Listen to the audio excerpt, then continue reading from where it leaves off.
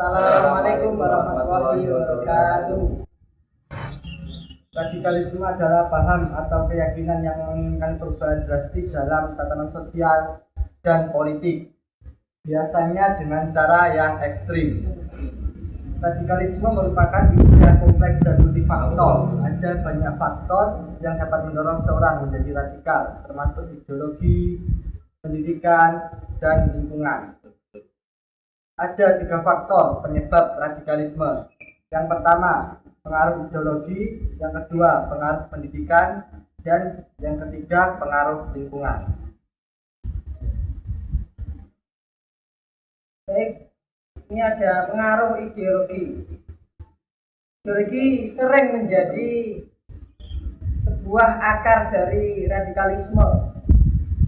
Ideologi yang ekstrim dapat mengarahkan seseorang tersebut untuk memandang kebenaran sebagai sesuatu yang mutlak dan tidak bisa dipertanyakan.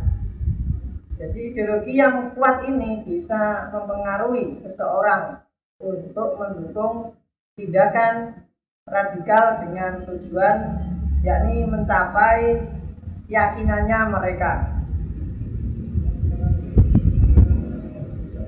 Misalnya, contoh yang konkret, misalnya dalam sebuah kasus kelompok teroris internasional, banyak anggota yang direkrut berdasarkan ideologi agama yang disalahartikan.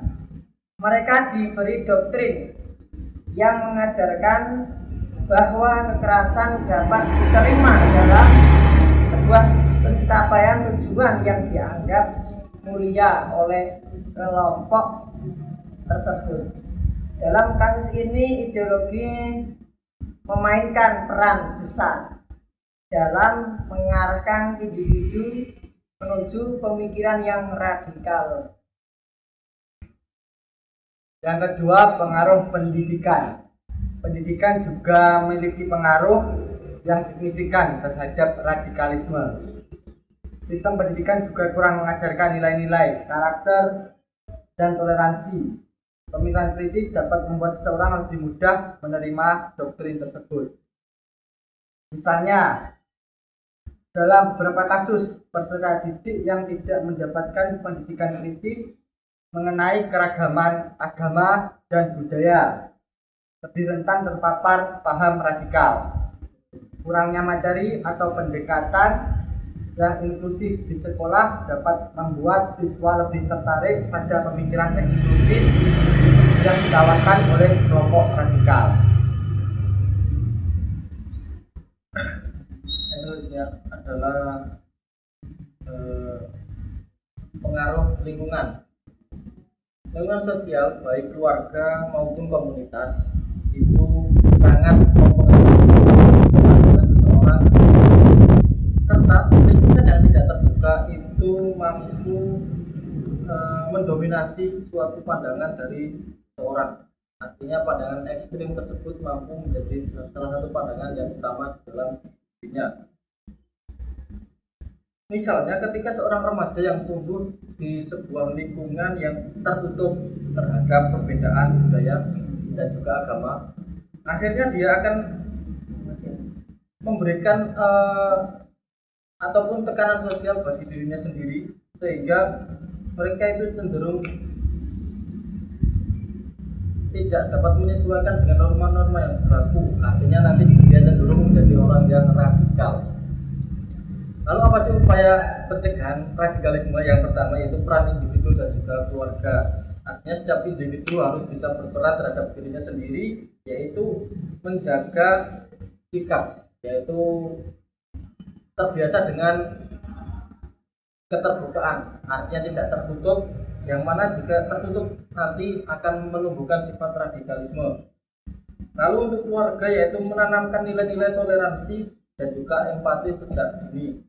Artinya orang tua menjadi contoh dan juga menghargai pendapat-pendapat dan juga mendiskusikan isu tersebut dengan bijak. Yang kedua yaitu peran pemerintah dan juga institusi pendidikan, yaitu pemerintah harusnya memberikan sebuah langkah-langkah dengan memperkuat kebijakan kebijakan yang mendorong pendidikan toleransi di sekolah-sekolah. Program seperti ini, seperti diskusi lintas agama, diskusi lintas budaya, diskusi pendidikan moral dan sebagainya harus dimasukkan ke dalam kurikulum.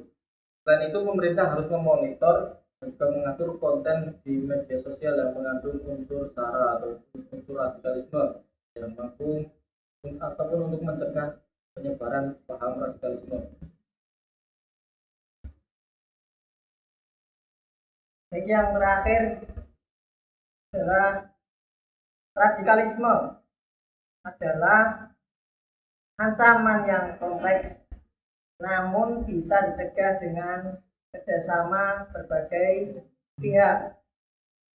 Dengan berupaya menanamkan nilai-nilai kebinekaan dan sikap kritis, kita bisa menciptakan masyarakat yang lebih toleran dan aman dan damai.